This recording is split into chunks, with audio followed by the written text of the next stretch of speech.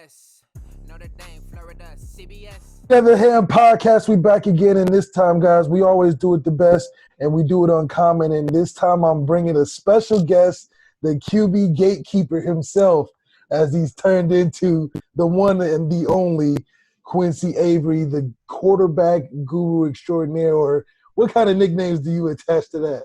Man, I don't be saying none of that. I be just out, doing my thing. Let the people say what they want to say about, the vibe and the energy we give off.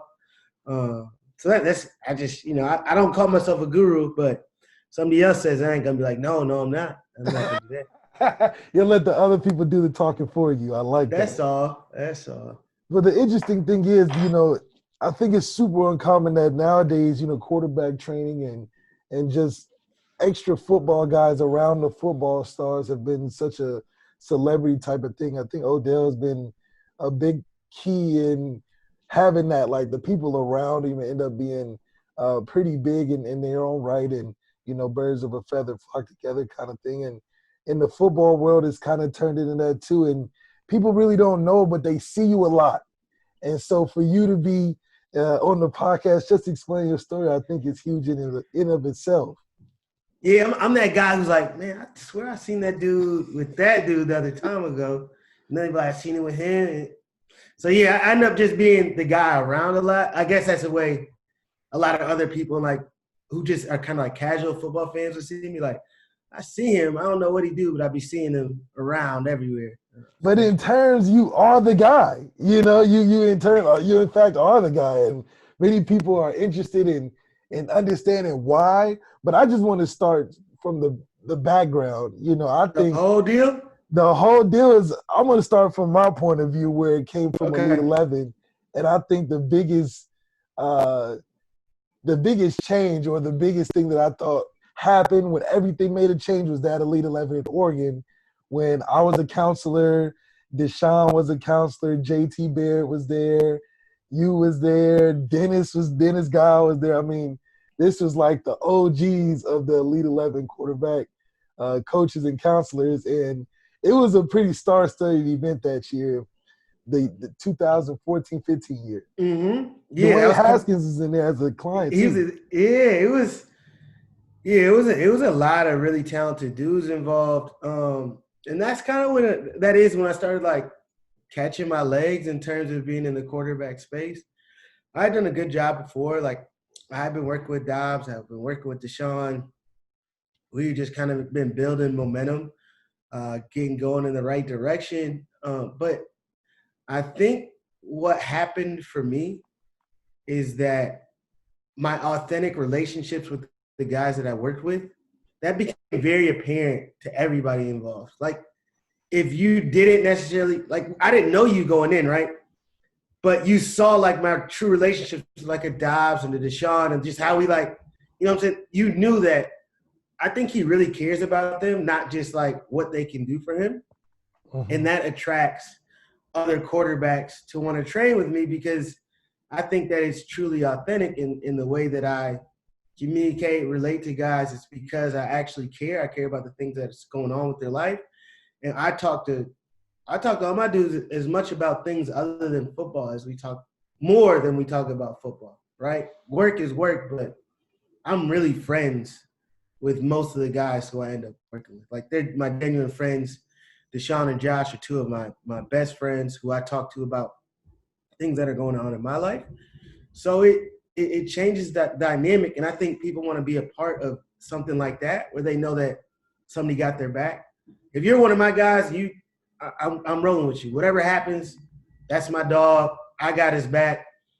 And they've allowed me to get a big enough presence where me having your back actually means something.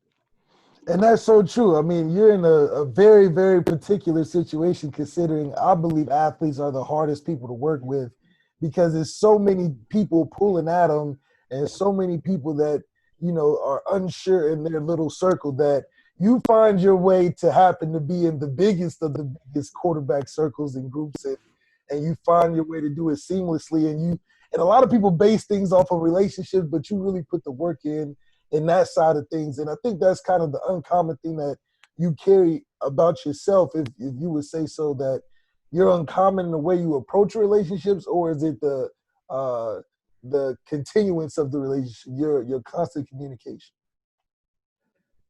So I come from not only a broken home, but my dad was a drug addict.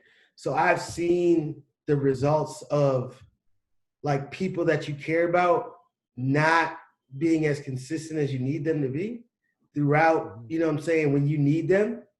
So I've like gone 180, like I'm the complete opposite. Whatever you need, I'm doing it, right? You call me at 2:00 in the morning, hey Q, I need this.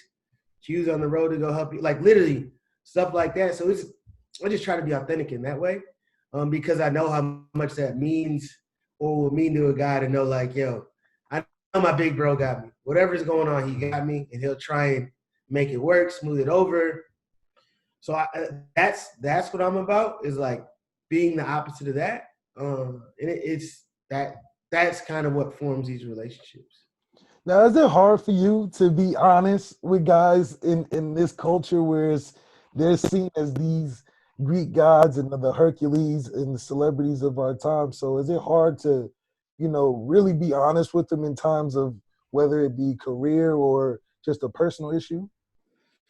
Like when they screwing up? Yeah, or just being honest about how you feel about things, like your honest opinion about things. Not hard at all. Not for me, because I've earned the equity in the relationship where I can say either, hey, bro, that's not good enough, right? Or nah, you messed up here, or I completely disagree with the thing that you're saying, and here's why. Because in things that I've formed opinions about, I become very convicted in those, and I'll come to them for a true, authentic reason. And that allows me to be honest.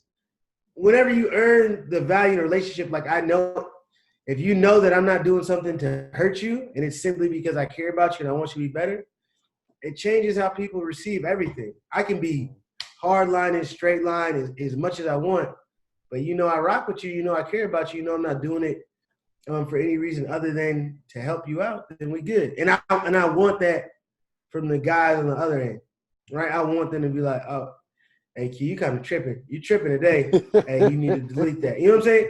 And the same way people think that I just give that to my guys. Not too long ago, Deshaun was like, hey, Q, you probably got to delete that one. You went too hard on Twitter right there. So I'm like, all right, you're right. I'm gonna take that. I'm going to walk that one back. So I get it on both ends.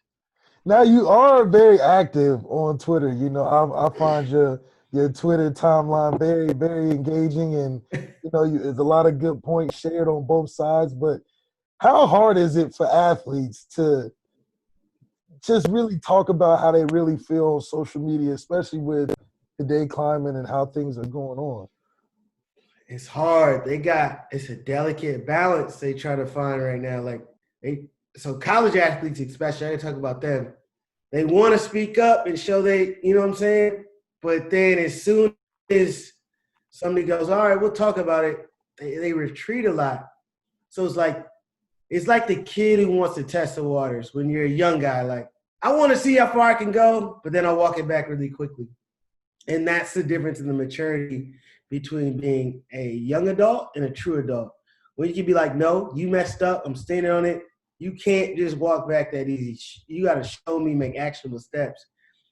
So I see college guys trying to feel their way out. They don't know their true power yet. They're gonna realize it really, really soon. Should they walk it back? I feel like at this point, if any point, if you feel a certain way that's particular to what's going on around you and the reality of it, I don't think it's something that you should walk back. If that's something that needs to be addressed in what you're dealing with. I wouldn't walk back anything. I'm about to press the line. You know what I'm saying? I'm gonna press the line, and I'm gonna make something really shake. That's me. The Florida State situation bothered me. Not as much as the Clemson and the Oklahoma State situation, right? They didn't really. Guys now, I feel like if anything, Clemson is an area where you're familiar with. I know most of the young dudes on the team, right? So there's a lot of guys that I have personal relationships with that I'm texting offline, and they don't all feel as comfortable as it's perceived in the media that they do but they're like, yeah, but we got to win. We got to do this. We got to do that. We're trying to win a national championship. That's fine. And I'm not gonna like go too hard on them. But at what point is the message that you want to get across more important than winning games? And I think that we're at that point. We've seen somebody sacrifice so much. Colin Kaepernick sacrificed so much. Yeah. And we got guys who are talking about, I want to win 10 games instead of 9. I want to do this. Honestly, we don't even know if there's going to be a season this year. Yeah. If there was ever a time to really, really press an issue, this is the time. And we missing the boat. We definitely are missing the boat. And, you know, I really know. I've been in the position where it's hard to really sacrifice everything that you put into the game from an athlete's perspective and fighting against what's going on around you to position yourself for the chance that we see, you know, our fellow brothers and people that look like us in that position as well. So, you know, but like you said, if any time to really talk about it and get something done is today, and you're seeing it across all sports with the NBA having a issue with resuming games, and with even with the college players and NFL players having mixed emotions. But what is the real change that you want to see out of sports, that you want to see happen, or that even can happen? Because I feel like at this point it's either these protests are going to hit these college sports and campuses next, or, you know, we have to find a league, or has to be a new league constructed where it meets the benefits of everybody. So Minnesota made some strong steps. They eliminated – the University of Minnesota eliminated funding the city and state police to monitor their games, right? That's a large source of revenue for those guys. I think that other colleges could do the same. They could bring in their own trained security so that they can ensure that the people who are at their games, the students, the players who look like the people who are going through what we're going through, that they feel comfortable. I think that people can educate themselves on what it means to, like, the term defund the police, because I know people think that means, like, let's abolish the police. It's not what it means. Helping people understand what those terms mean implementing resources so all the players on their team get registered to vote, and then bring in the speakers that will educate both sides on how people feel. Like, that's a non-partisan thing. We could do all these different things to help guys on the team, right, left, you know, however you may feel, just understand more, be more educated, and be able to move forward and be more vocal and help out people moving forward, so that we can actually start to implement some changes in the society that we say we want to change. So those are the things that I would, if I'm a player right now, I'm going to my school, like, these are the things that I need to have. Like, yeah, this, that, third. And then also all these racist statues that we have on our campus, the name, I'm not about to walk around going to a building that's named after one of my oppressors. Like, those are the things I don't want to have to deal with, and I'm not going to deal with. And I think those are the steps that we should start taking towards moving in the right direction and stop idolizing these racist slave owners who brutalized and terrorized Black people for 40 years. Now you're talking about a total change on a wholesale scale that, you know, in regards to time and in relation to the seasons and how it comes up so fast, is going to be a clash at some point where it's going to have to be something done ASAP because money is involved. And a lot of money is going to be missed if those deadlines and timing isn't on point. Yeah, if I could actually – and I thought about this because I'm like, all right, I have enough influence with 15 to 25 college quarterbacks, right? I feel like I do. Help them organize a strike so they can just actually get paid. Do you know how now more than ever the schools need a college football season? They could just say, hey, yo, we're not playing until we decide we're getting paid. We're not going to play. The TV needs these games. The coaches need these games to be played. Like, we can go put a system in place, but we're not playing. So until y'all decide you're going to cut us a check, you're going to cut us in on this billions of dollars that you guys are getting, and you keep spending the money on slides in your player locker room. a bunch of stupid stuff where you guys are just spending money to spend money to say you don't have any more money. Give me my money. I don't need a better locker room. I don't need more TVs. I need money in my pocket. I've thought about that many times, and there'll be a day where it happens. And I hope that I can assist guys in doing so. Now, you know, college sports is a dirty game now, and with coaches having so much power as opposed to professional sport leagues where they're superstar driven because that's where the money is going to with the LeBrons and Tom Brady's of the world. But in college, you know, you get your 15 starters that are a prominent name in college football, but you know how the college game goes. You know, those coaches are quick to try new guys, quote unquote, you know, give guys opportunities because it's such a recycled system. So with those protests, you know, do you think there'll be a union that could be constructed within college football as a system of players to unite and meet with things, or is it, like you said, more team directed where guys of influence can make an impact on the direct team? It's pretty difficult to have a union and create a free market in that way. Mm-hmm. So I would rather them do it not in a union form, but create a strong enough group of people where it's like, I got my 4 quarterbacks. College football doesn't get played without quarterbacks. You don't need anybody else to strike, right? If you get the three guys in the quarterback room, get the 3 guys in the quarterback room. All right, y'all can go play with this walk-on quarterback if you want to, see how this game goes. Get the 3 quarterbacks. That's all you need. You don't need everybody in college football to strike. All the quarterbacks strike, football players are getting paid in the next 2 weeks. I can guarantee that. Yeah, I think that'll be a huge change. Quarterbacks take note. That's definitely a viable option. It's doable. You know, you talk about taking actions and making change, and that's a very doable solution. Now, I do also want to talk about, like you said, you have a lot of influence with top quarterbacks. How much of a role do you think it's important for them to say something? You know, you see guys like Trevor Lawrence, you see guys like Justin Fields, some of the top in the game, to say something. You got influence with guys like Deshaun even and Josh Dobbs. Do you talk to them about having a voice, or is it even their role to say a lot, or is it more of them to just make change in their own way? They need to make change because quarterbacks are the most influential people at every level of team sports. You're the starter in your high school. You're the most important guy in your high school. The principal actually knows your name. They know about you. They know about the things you're doing. College level, you're the most important guy on campus, right? When you walk around Notre Dame starting quarterback, what is he doing? You know what I'm saying? All those things, that's what they talk about. At the NFL level, you're not only you're the most important person in the city. You're very likely the highest paid person in your city. You know, there might be a billionaire, this and third, but it's a good chance you're one of the highest earners in your city. You have the biggest voice. Like you have all of these responsibilities, not only to win games, but to help impart change in the community, in your city, and in the country. You should take that on. And we saw the inverse of Drew Brees saying something very, very foolish, and how that creates a ripple in a wave.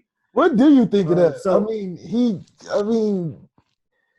For what everything that's going on, is it really his fault, or did he really just not know, or is it just lack of wanting to know is what really came up? It's a complete lack of awareness, and that is only allowed because of his privilege.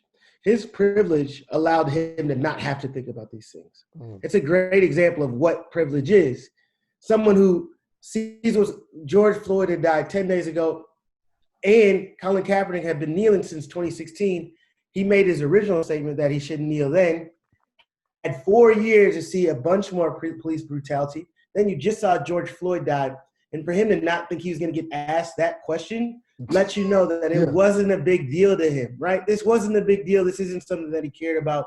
It's not something that meant a whole bunch to him, right? And then he said what he said because he hadn't thought about the ramifications of what he was saying. So he is a prime example of what privilege is. Somebody who doesn't have to think about the things that Black and brown people have to go through, and can continue to draw a line in the sand based on something that nobody's saying that they're protesting, right? So that's my issues with Drew Brees. And for him to come back and apologize the next day doesn't mean much to me. Him to say something to Donald Trump doesn't mean much to me. Like, I'm not that forgiving. You're going to have to show me through some true works what you're doing. And I don't care about your money. I care about the things that you do to impact people in the community who are actually being hurt. Like, what are you going to do about reforms now, Drew Brees? I bet you still go out and vote for Donald Trump, who's really a racist, right? And if you support a racist, I'm not calling you a racist. I'm just saying racism is not the deal breaker that it should be for you. Yeah, it's not. That's not the tipping point for you to sway your decision on one thing or the other. Well, that's kind of the status in which we live in. And, I think it's just hard, for college coaches, because to me, they're missing the point.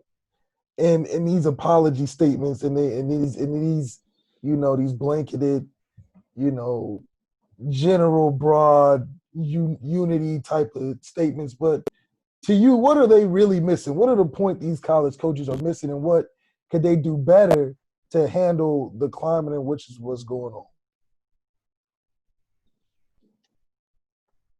I think there's a couple of coaches who have actually done a solid job. And it's not just with apology statements. It's actually with showing up for your guys, right? How do you go support them?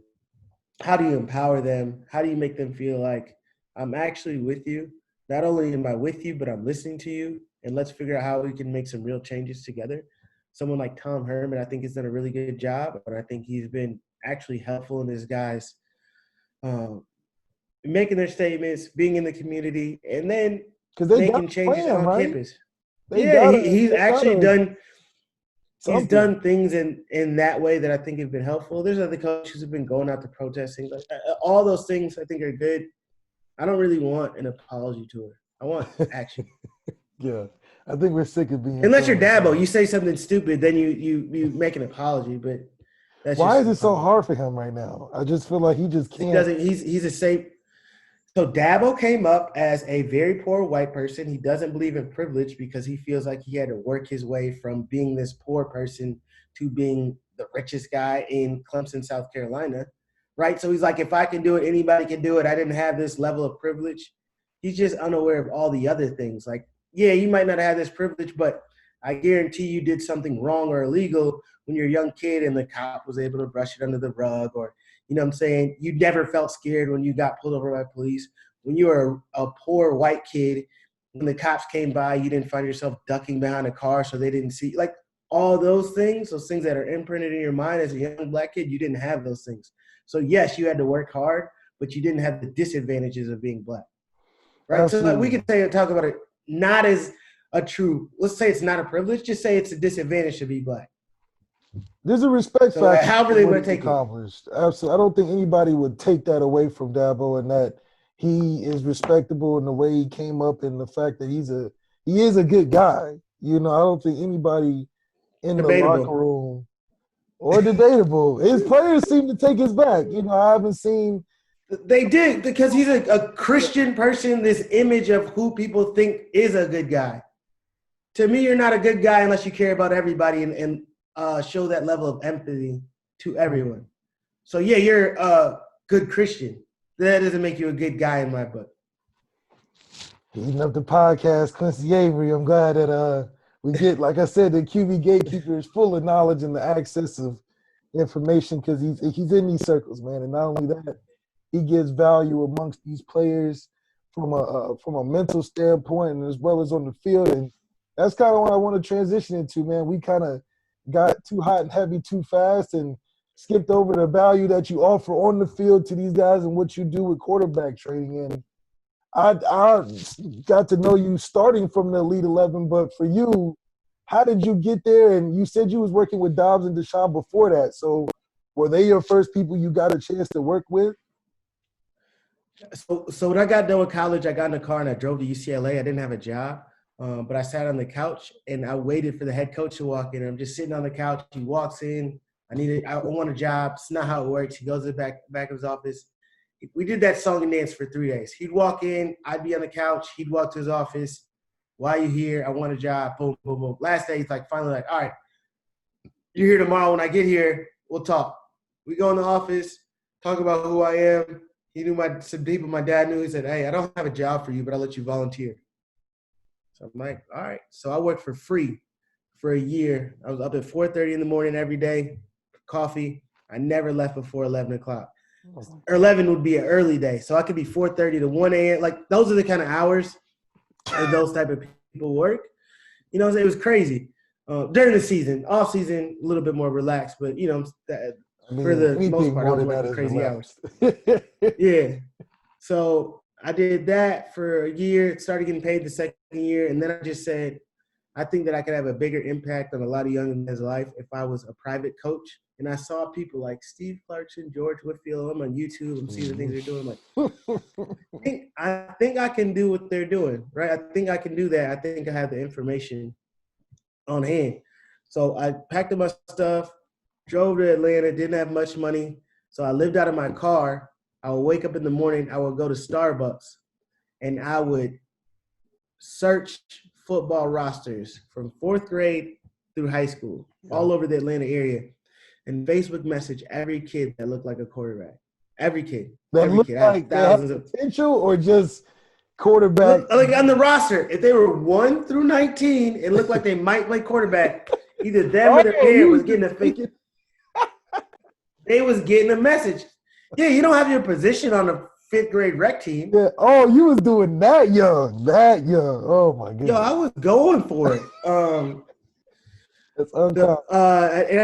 I didn't get anybody to respond to my request to train them for free. So I put together an elite camp.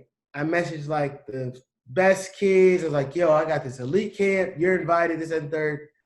No one came. But Josh Dobbs messaged me like, hey, I missed it.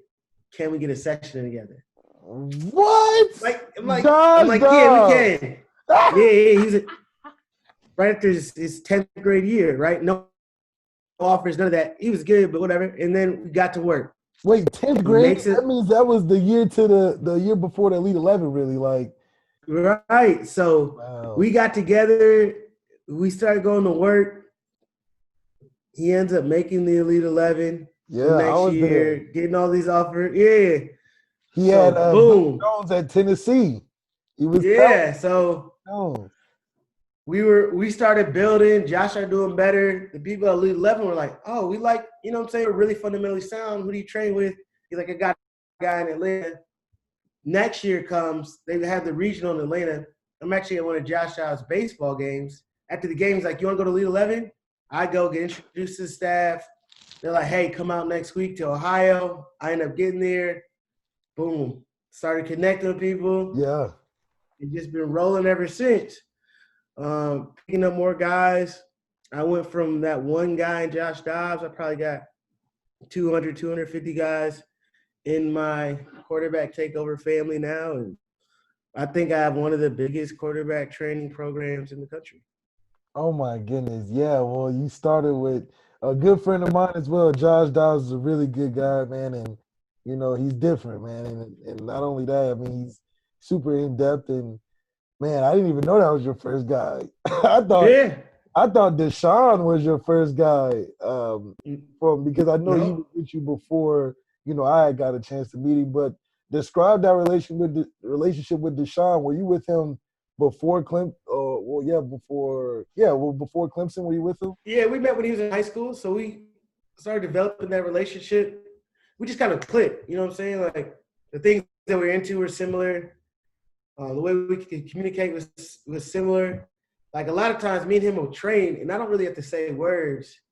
It's really weird, the level of connectivity we have. But it's when somebody's like really your friend and you spend so much time with them, you guys know each other so well, you can look at him and be like, you know, and he's like, I already know. I felt it. So we just vibe with each other. And he's literally one of my best friends. Just talking to him this morning about us going on a trip in July. So all these different things. We've traveled the world together. Me and him are probably going to like 12 or 13 different countries together. Like, we just do cool stuff, play football everywhere, and make our mark.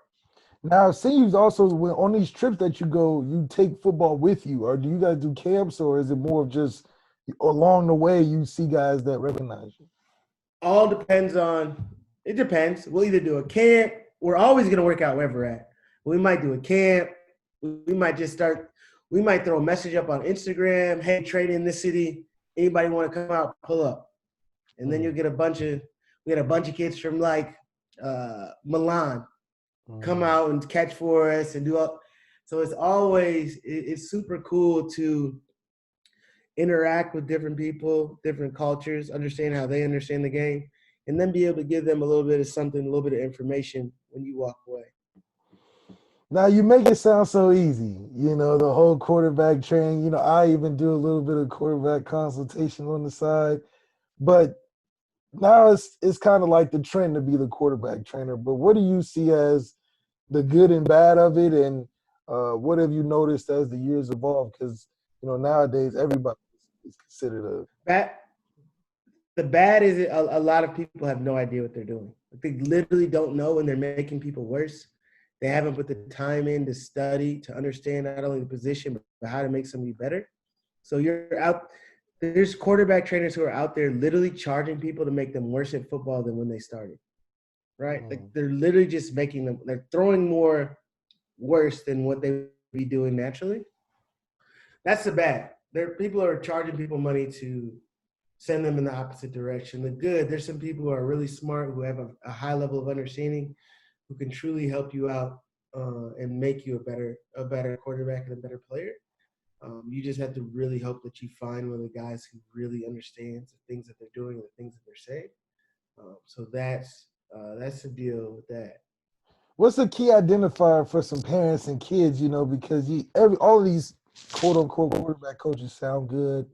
They all, in their own way, do things different. But what's something somebody can, you know, ask or lean into to help them decide whether they're full of, you know what? That's difficult. That's a difficult question to ask because I would just ask them where they learned their information from and how up to date are they on the current teachings and what is their philosophy, right? Someone starts talking about like a get to zero or they don't understand, like they're not talking about in terms of like ground force, rotational force. They can't give you any information like the arm path, or they're teaching you like lift the ball up directly, things like that. Those are immediately disqualifiers for you to train my son. Right? If that's what you're teaching, stay away from me. Because I'll have to tell you that you're going about this thing wrong. Yeah, so many things equates like a quick release to lifting the ball, then they're teaching you wrong. Absolutely. I think, you know, it's just the love of the position is strong. You know, they see guys like Deshaun, like Josh, like, you know, the quarterbacks of today that have evolved so much. What have you taken from the evolution of quarterbacks and where do you see it going? Like, I feel like the trend is starting more with these whole now is in college specifically, even in NFL, more of a 2 quarterback combo system trying to develop in some places. Yeah, I think that's going to be interesting. You know how difficult it is to find a rhythm if you're bouncing in and out of the game, not knowing when you're going to be in, not knowing when you're going to be out. I think that you're going to see the position continue to develop with the best athletes on the field being quarterbacks. Like literally just the best athlete, but who has the ability to throw. And then if they get with the right people and they really understand, start developing as throwers and become someone who can really throw the football, then you're going to see the position continue to look a lot different. You'll see the best athletes doing that, and they're going to make it really, really stressful in defenses. Now, you're training some of the top guys currently in college, and you're training, obviously, some of the top guys in NFL. What is kind of those conversations that you have with, you know, those Justin Fields, those Jamie Smith, those guys, Jamie Newman, the guys that are coming up? What are those conversations like in terms of crossover from, you know, what it takes to get to that next step, being around guys like Deshaun, guys like Josh?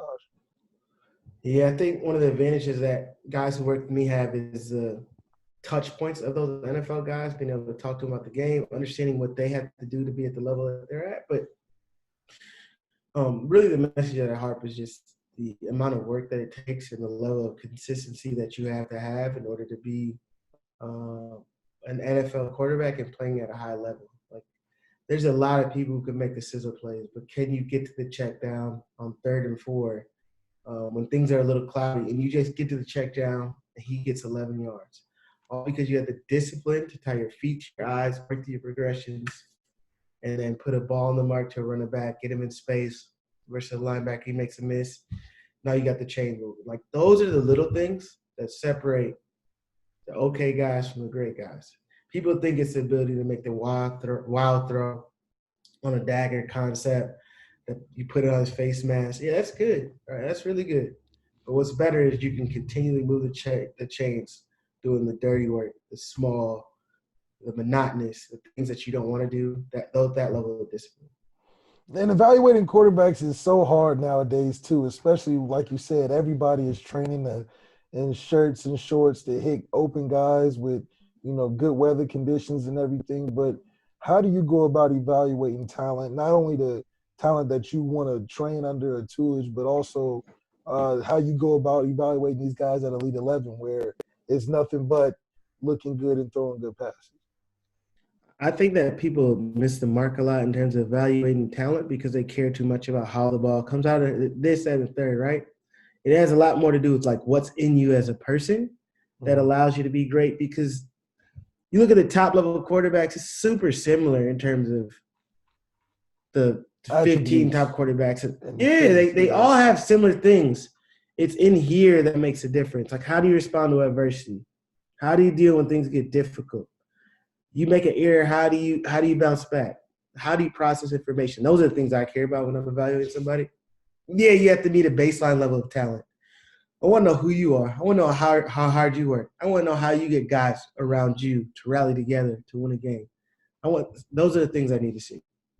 Now, there's a lot of danger too with guys that are talented but not challenged necessarily when it comes to the teams that they play on. And are there conversations where you're like, okay, that's a good pass, but when you got great athletes out there, they're going to make it look better, so you need to do this and that? Or how are those evolutions and getting better from season to season for guys that seemingly get all this praise on great teams?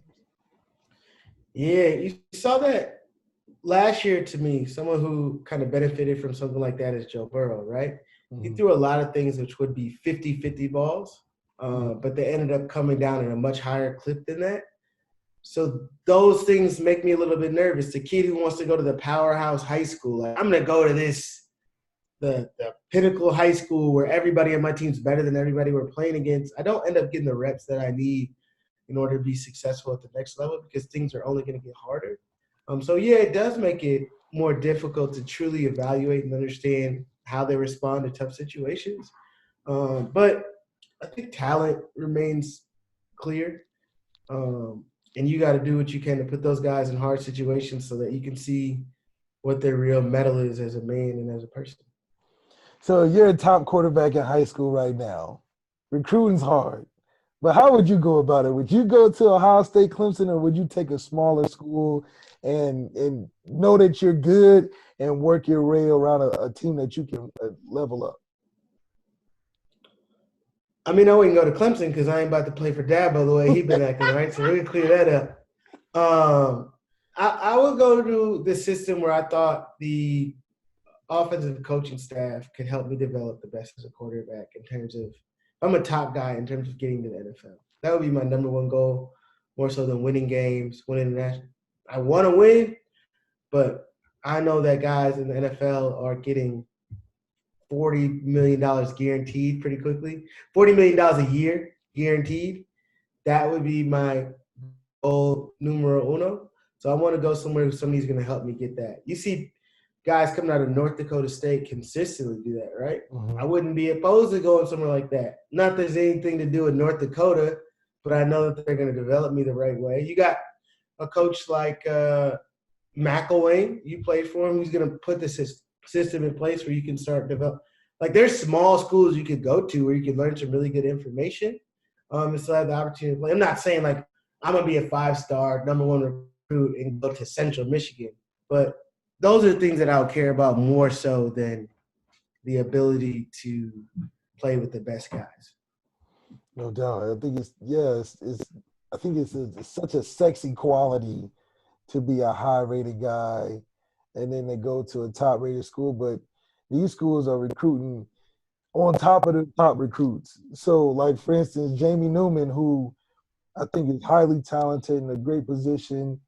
Everything seems to be going so right, and then they drop JT Daniels in there, and now it just makes the situation murky, in my opinion. But to you, what is word of advice or something that how you would go about it, seeing that they just had a situation with Justin Fields, another guy that you dealt with in the same position with a guy that, in my opinion, it doesn't even come down to talent at some places as opposed to the things that you can't control. My only advice would be just dominate the competition so much that it's not really in question. And I'm also serious. Can JT Daniels even play this year? Transfer rule? How does that work? Do you know? I don't know if he qualified, but it's still it's kind of murky, right? Yeah, it's a murky. It's still like how would you? It's a murky. Yeah, so I think that because he sat out enough games, that he's eligible right now. But to even do all of that, I don't think he wouldn't leave USC if he wasn't trying to play this next year coming up. So I just think it's totally interesting. I would feel as a quarterback, but you also got to understand this. I want guys, especially top rated guys, to understand this. You guys are going into a business. Like, it's literally just a business for these college coaches. It's got to be a business for you. Understand that every year they're going to try and replace you with somebody they think is better. They're not recruiting somebody because they think they're worse than you. They want them to be better than you so that they can take your job. So they're always recruiting your replacement. That's why you got to make business decisions and business moves. And I think Jamie's still really confident that he's going to be the guy, as he should be. And I hope that JT Daniels is like, I'm going to be the guy. That's how it should be in a quarterback room. You guys should be scratching it out tooth and nail to be the starter. And then if you are, you're not, you go support that guy as much as you can while they're out there playing. But when you step on that practice field, you're trying to take his face off. You're just saying, okay, what does he do better than me? I'm going to do that. I got to do that a little bit better. And then what am I doing better than him? I got to amplify that. So I keep doing those things so I become the star, right? So you got to chop wood every single day. Chop some wood and make it clear and obvious that you're the guy, no matter who you are. No doubt. And I think it's going to be a great battle. And, there's a lot of these teams, man, they're getting these – they're making it really competitive. It's almost like it's the haves and have-nots in college football where it's all about recruiting and stacking your quarterbacks. But in your opinion, winning the championship, is it really having the best quarterback is what's going to get you that national championship in college football? Or is it these super teams that these Clemson and Alabamas have built? Quarterback is critical. You're not going to win with a bad quarterback, but it's not just about the quarterback, right? You got to have some stuff in a lot of other positions in college football to be the national champion. So you're an important piece. You're not going to win if you're sorry, but you're not the only way to get it done. Absolutely. So a couple more questions, man. So seeing how you've had a lot of success with the QB takeover, that you now have over 250 people. How has that changed your mind at all to potentially, I know opportunities with coaching have opened back up, and what you've learned and how you've progressed guys, have you decided or considered maybe going back to coaching? Not college. I would never coach college football. You don't like recruiting? Not something that I hate recruiting. There's nothing about trying to entice a 16-year-old to come play for me that I would want to do. I think that there's a level of entitlement with a lot of these guys. And more so than that, I'm not dealing with any quarterback parents. And I make that clear and evident to people who join my program in terms of their kids getting trained. It's not something I want to do. They don't look at things with a clear lens. It's oftentimes with parent goggles on. And I hope that any parent who's listening to this takes a true, honest evaluation of how they operate and the things that they do with their kid, because it's just quarterback parents become some of the worst people in all of sports, in all of sports industry. I mean this truly and The honestly. worst people. Yeah, because they place no blame and responsibility on their sons.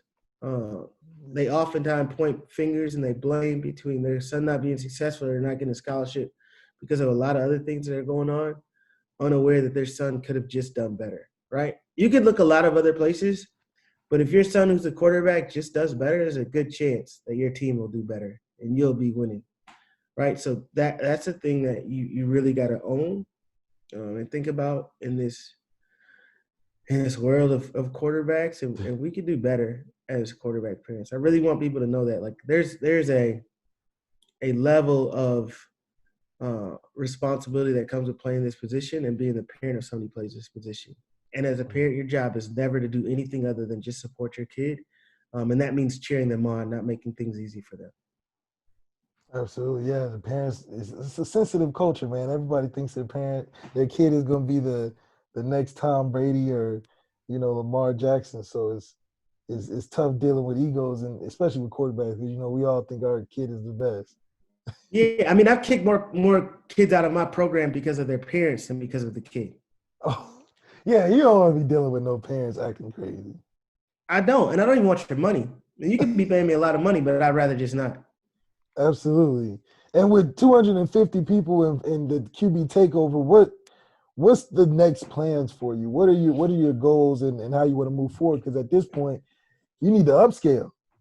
Yeah, we're going to continue to expand. I'm going to continue to license out the quarterback takeover brands so that we'll have quarterback takeover Houston, quarterback takeover Los Angeles, quarterback takeover Arizona. Like, I just want this quarterback takeover footprint to be big enough where we're helping out all the guys. And then when we come together, we got all these different quarterback takeover venues and cities. Now we do a big quarterback takeover camp, and now we get the best of all the kids from every location, so that people know that there's a certain type of kid who's going to come out of this quarterback takeover culture. Like, you're not going to be like everybody else. You went through some tough stuff to be able to be like, yo, yeah, I made it through this level of quarterback takeover. That should say something to college coaches. I want one of those guys. Now, is this an elite group, or is this anybody can join, or how do you go about using So we tier it. It's like a think of it like karate, like a belt system. Okay.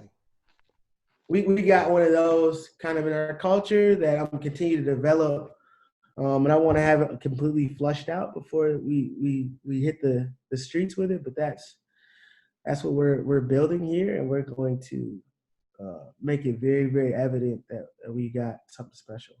Now, is this all you, or you have do you hire other quarterback coaches, or is this? Yeah. So the 250 is a group of other coaches who are working with me as we build it. Now, do you see this being like an Elite 11 style where it's a ranking system, or is this more of a community feel where guys are getting scholarships like a recruiting base, or how do you see it going? Yeah, we're not. Nah, I'm not interested in like ranking guys. I'm interested in. So if you went to McDonald's, you know exactly what you're gonna get, right? You know what's on the menu. You know how it's gonna take. You know all those different things, no matter where you go. I want somebody to understand. Like, I know I'm gonna get the best training if I go to a quarterback takeover. Boom, like Exos. You know exactly what it's gonna look like inside. You know the level. Boom, and then we just train our guys at a level that you can know, okay, this is where this guy's at physically, mentally, to be able to take over a program. No doubt. I mean, the proof's in the pudding, man. Every year the program expands. You get more and more talent and we love to see things like that. So a few more questions. I do want to ask you, where do you see football headed in the next 5 years? College football, NFL, in the development of the quarterback position, or just the way the game's going? I think you're going to see a really wide open brand of football where quarterbacks are going to develop a higher level of importance as we continue to stress defenses horizontally. We're really making them cover every blade of grass. So accurate quarterbacks are going to be at a premium. If you're accurate and you can run, you'll be able to make a lot of money playing quarterback. So I think that's where we're taking football.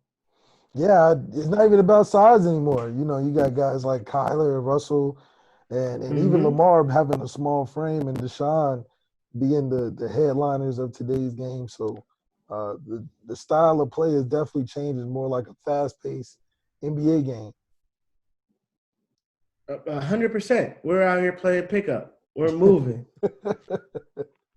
All right, so every time on the podcast, you know, I always end off with 3 things that you would suggest other people to try that are uncommon, that you try yourself or you experience. 1, do something uncomfortable every day, like very uncomfortable, like whatever that is. Like make like life difficult. Every few months, I try to live with less than I have. So I'll just spend a few days. I'll have like, yo, this is what it feels like to have $20 for 3 days, right? It's the lesson that I've learned in a few books, though. It's that people are scared of a life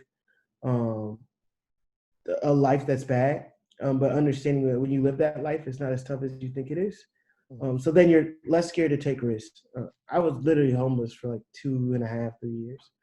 And those are some of the coolest years of my life because I learned a lot about myself. And then the third thing that I'm trying to work on is just my level of consistency. Like, be consistent in your actions.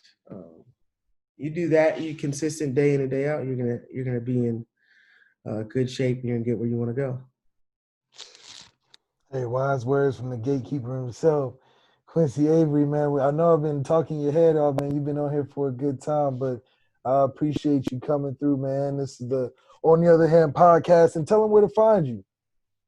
Yo, looking for me. All you gotta do is in whatever app, just put Quincy Avery, Quincy space Avery. Instagram, there's no underscore. Twitter, there is. So you just type my name up, I'll pop up pretty early. QB Takeover News. QB Takeover News. What's next with that? How can we get a part of, catch glimpse, clips, whatever? Yeah, just follow us on the social QB Takeover. But what we're doing right now is I built a camp out since college coaches couldn't go see quarterbacks live. I wanted to create a way for them to see the ball come out of their hands, determine who they want to recruit. 22 through 21 class, or 23 through 21 class. So that's going to be really cool. And then I got a flight school coming up at the end of July. The man is always working. He literally came from nothing to one of the biggest celebrity-like trainers in sports culture. He's everywhere. He's overseas. He's the man, Quincy Avery. Thank you so much, man. I appreciate you, and we're going to stay in touch soon, man. That's a bet. Holla at you, man. Over On the Other Hand podcast, we do it the best and the most uncommon. Peace. On the other hand, we feeling like the best. Notre Dame, Florida, CBS.